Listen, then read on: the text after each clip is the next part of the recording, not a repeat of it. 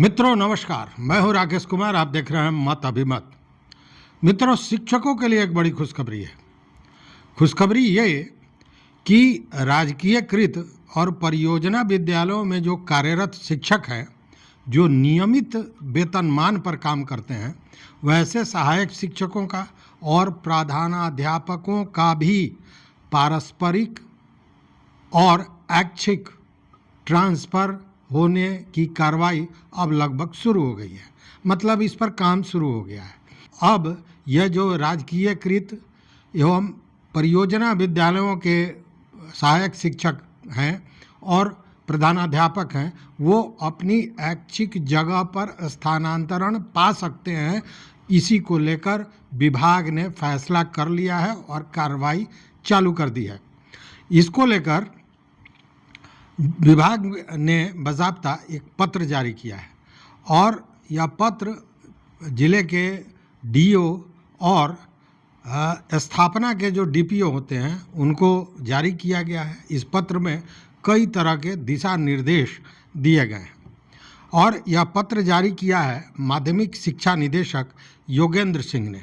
हालांकि योगेंद्र सिंह अब माध्यमिक शिक्षा निदेशक नहीं है, लेकिन यह पत्र उन्हीं का जारी किया हुआ था जब वो इस पद पर कार्यरत थे, मतलब माध्यमिक शिक्षा के निदेशक हुआ करते थे।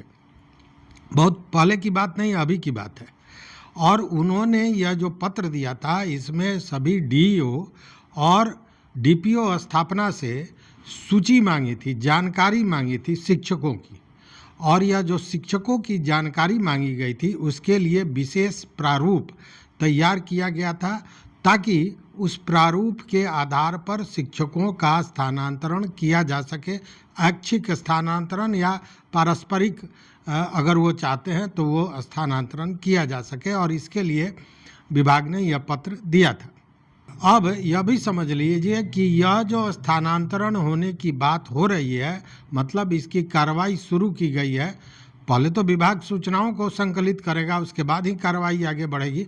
तो यह जो सूचनाओं मतलब शिक्षकों की पूरी जानकारी जो मांगी गई है, वह जो ट्रांसफ़र होगा वो पूरी तरह ई शिक्षा पोर्टल के माध्यम से किया जाएगा।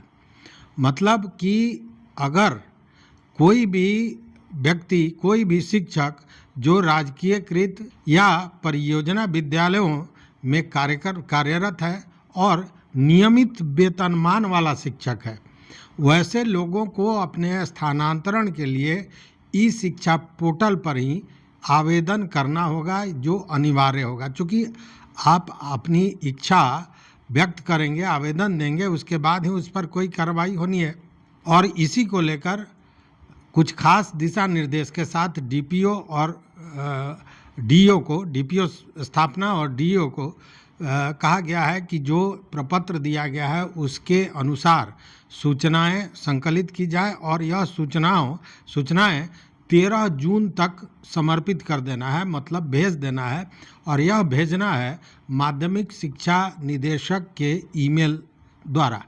मतलब ये सारी सूचनाएं वहाँ जाएंगी कि शिक्षक कौन है, कहाँ के हैं, कहाँ पदस्थापित हैं, कितना, बहुत सी चीज़ें इस प्रारूप में हैं। और ये सारी चीज़ें मांगी गई हैं ताकि समयबद्ध और पारदर्शिता के साथ उनका स्थानांतरण किया जा सके।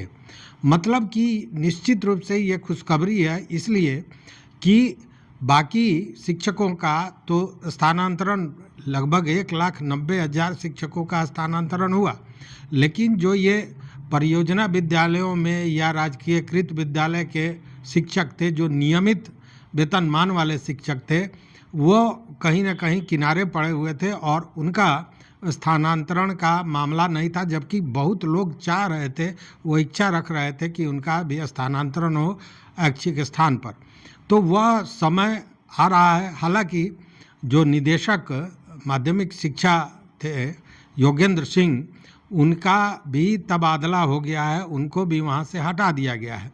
लेकिन जब एक बार विभाग में कार्रवाई शुरू हो गई है, तो जो भी अगला व्यक्ति आएगा उस पद पर, निश्चित रूप से इस चीज़ को आगे बढ़ाएगा। तो कहने का मतलब है कि वह वैसे शिक्षक जो नियमित वेतनमान वाले थे और राजकीयकृत या परियोजना विद्यालयों में कार्यरत थे उनके स्थानांतरण, जो उनकी सोच थी, जो उनकी इच्छा थी, जो उनका आरजू था कि उनका भी स्थानांतरण हो ऐच्छिक स्थान पर, तो वह समय बहुत नज़दीक आ गया है और उनको भी यह सुविधा मिलने जा रही है। और इसके लिए विभाग तैयारियां शुरू कर दिया है। चूँकि सूचनाएं आएंगी, 13 जून तक सूचनाएं आएंगी, उसके बाद फिर उन सूचनाओं की जांच होगी, उसका स्क्रीनिंग होगा और उसके बाद फिर किस तरह से किया जा रहा है। हालांकि जो भी होगा वो ई शिक्षा पोर्टल के माध्यम से ही होगा, लेकिन जैसे ये होगा उसके बाद में जैसे सूचनाएं आएंगी वैसे सारे शिक्षकों को इसके लिए आवेदन करना होगा। तो यह एक महत्वपूर्ण सूचना आप मित्रों के लिए। तो इस वीडियो में बस इतना ही। देखते रहिए मत अभिमत। मित्रों, चैनल पर नए हो सब्सक्राइब कीजिए, लाइक कीजिए, दोस्तों के साथ शेयर कीजिए और अपना विचार जरूर दीजिए। बहुत बहुत धन्यवाद। कोटिशः आभार।